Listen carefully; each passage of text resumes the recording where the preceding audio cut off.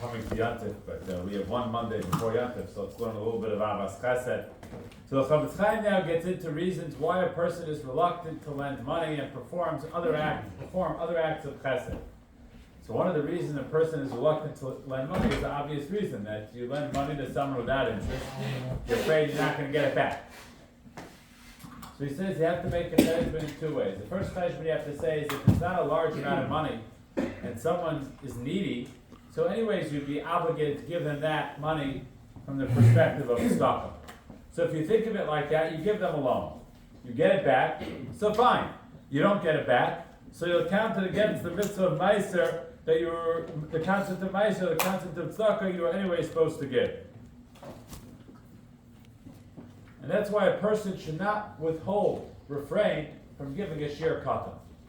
Now, if you give a shir katan, a large amount of money, and this is an important concept, you should not refrain from giving a loan because you're lazy or feel uncomfortable to ask for a mashkon, to ask for a collateral.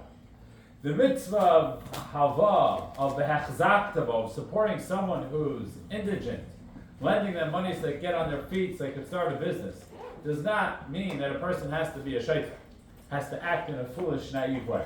A person is allowed to protect their own interests. What you can't say is, I feel uncomfortable asking for a mashkon, I feel uncomfortable having the person write an ayah to me, and therefore I'm not going to give them a loan because I'd rather not just deal with a whole bother. That one should do. One is allowed to ask for collateral. But just because one is too lazy, I just can't deal with all the fuss, that one is not allowed to do. On the contrary, act in a normal way, give them a significant loan, but make sure your interests are protected with a collateral or other, today, appropriate documentation.